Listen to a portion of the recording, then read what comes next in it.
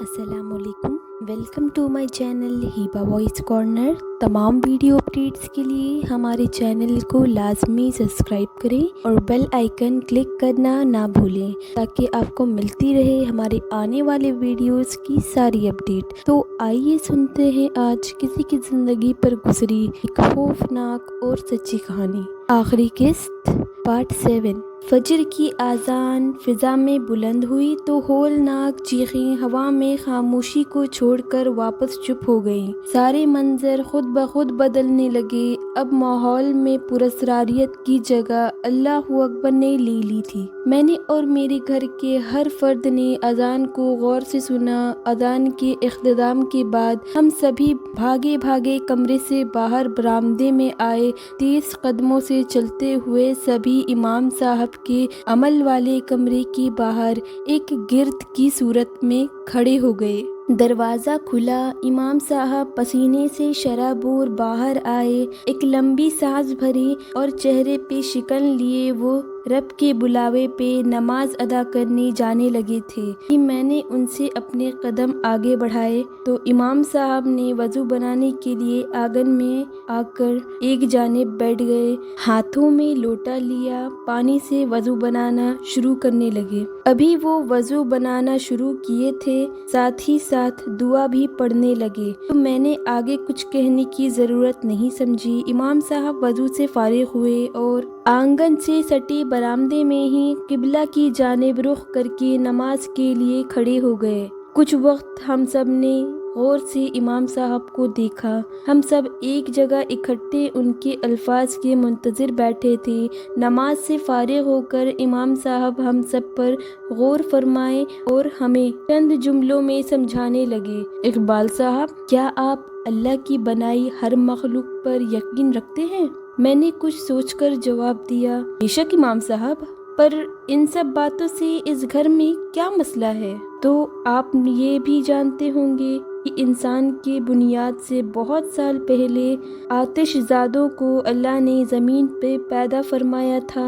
आतिशज़ाद का मतलब है जिन्नात। इमाम साहब एक और जुमला मेरे सामने रख दिए। जी इमाम साहब, मैं जानता हूँ, आप पूरी बात तो बताएं ना। कल रात क्या हुआ, अमल नताइज बताएं। मैंने सब्र पे चुप्पी तोड़ी तो इमाम साहब ने कहा, आपने ये घर तो खरीद लिया, पर ये मालूम नहीं हुआ आपको कि ये पूरा मकान और इसके जानिब जो भी ज़मीनें हैं वो जिन्नाती कबीले की ज़मीन है और ये यहाँ बरसों से बसे हैं। ये जिन्नात गैर मुस्लिम हैं, लेकिन उनकी भी अपनी दुनिया है। वहाँ के कुछ कानून हैं, अपने उसूल हैं। आपने उस कानून को तोड़ा है, इसलिए ये अब आपको यहाँ रहने नहीं देंगे। बेहतर होगा आप इस घर को छोड़कर किसी दूसरे मकान में मुंतकिल हो जाए। आपकी अहलिया भी इनके कब्जे में है। अब जब इस मकान से जाएंगे तभी आपकी अहलिया शिफायाब हो जाएगी।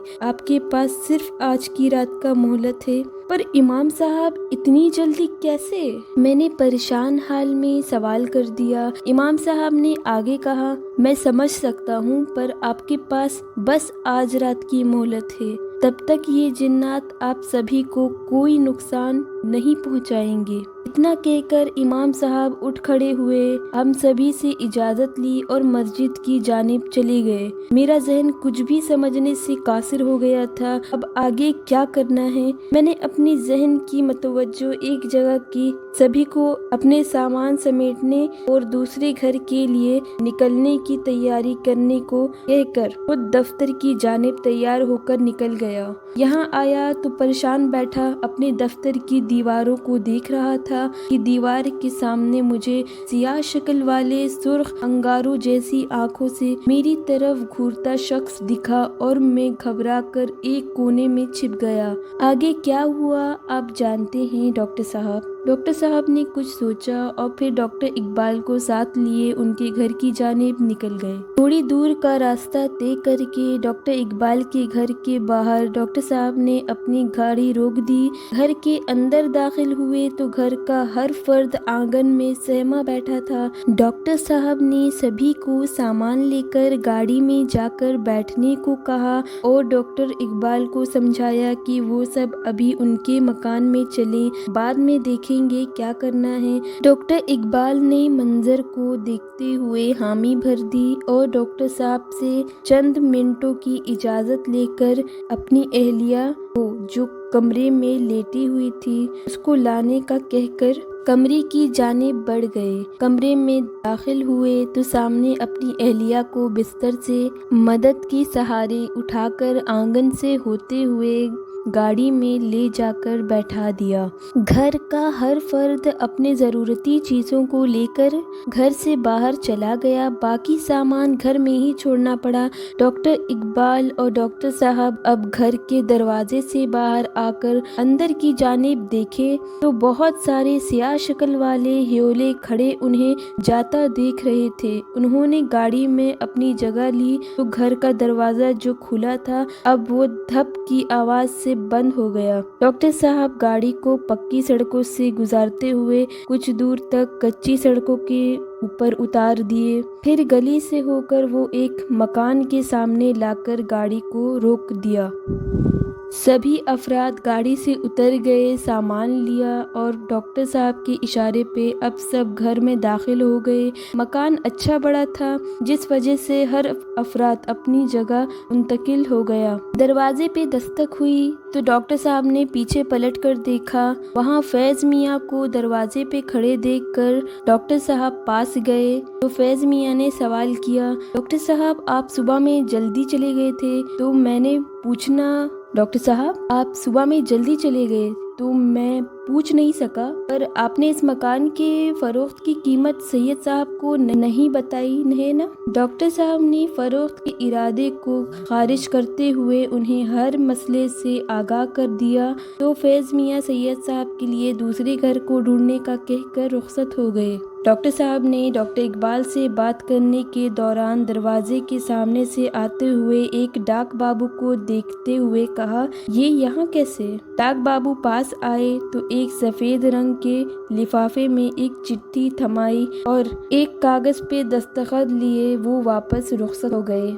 डॉक्टर साहब ने चिट्ठी खोली। डॉक्टर इकबाल ने भी अपनी नज़रें जमा दी। चिट्ठी परदेश से आई थी जिसमें डॉक्टर साहब को 5 सालों के लिए अमेरिका में अच्छे ओहदे पे फाइज किया गया था और 3 दिन में उनकी पोस्टिंग वहां होने वाली थी। डॉक्टर इकबाल ने इस खबर पे डॉक्टर साहब को मुबारकबाद दी और उन्हें इस एहसान के लिए शुक्रिया भी कहा। डॉक्टर साहब ने सब भूलकर जिंदगी को नए सिरे से शुरू करने का मशवरा दिया। चिट्ठी को जेब में रखकर कमरे की जानिब चल दिए। शाम हो गई थी। डॉक्टर साहब सामान बांध चुके थे। सफ़र लंबा था इसलिए वो जल्दी निकलना चाह रहे थे। डॉक्टर इकबाल कमरे में दाखिल हुए तो चहक रहे थे, पर डॉक्टर साहब को सामान के साथ तैयार देखा। डॉक्टर साहब ने डॉक्टर इकबाल के चेहरे पे खुशी देखी तो सबब मालूम करने लगे। क्या बात है doctor Iqbal,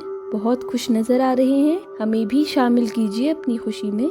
doctor Iqbal doctor साहब को यूं जाता देख के फीके पड़ गए। उन्होंने डॉक्टर साहब से कहा, आप आज ही चले जाएंगे क्या? डॉक्टर साहब, मैं आया था ये बताने के लिए कि मेरी अहलिया होश में आ गई है, अब वो ठीक है और रात का खाना भी तैयार है। आप भी हम सब के साथ दस्तरख्वान पे शामिल होते। कहकर डॉक्टर इकबाल रुक गए। डॉक्टर साहब ने हामी भर दी। डॉक्टर इकबाल के पीछे चलते हुए दस्तरख्वान की जानिब पहुँचे, हाथ धोया और दस्तरख्वान पे बैठ गए। बिस्मिल्लाह किया और फिर खाने के हर निवाले पे नौश फरमाने लगे। कुछ वक्त में ही खाने से फारिग होकर डॉक्टर साहब हाथों को साफ करके अपने कमरे की जानिब चले गए। सभी लोग खाने से फारिग हो गए तो देखा डॉक्टर साहब हाथों में सामान लिए तैयार थे। सफर पे जाना था और 3 दिन में उनकी पोस्टिंग भी होने वाली थी। डॉक्टर साहब सभी से इजाज़त लेकर घर के डॉक्टर साहब सलाम दुआ से फारिग हुए, इजाज़त लेकर घर के बाहर निकल आए। गाड़ी में डॉक्टर इकबाल के साथ बैठकर सफ़र के लिए रवाना होने लगे। डॉक्टर साहब ने गाड़ी के स्टीयरिंग सीट की बगल वाली सीट पे फाइज थे। उन्होंने अपनी बगल वाले शीशे में घर के सारे अफराद के साथ एक ह्योले की शक्ल वाली परछाई को उन्हें जाता देख हंसते देखा। डॉक्टर साहब ने अपनी आंखें मली, आंखों को बंद करके फिर से गौर किया तो अब वहाँ कोई परछाई नहीं थी।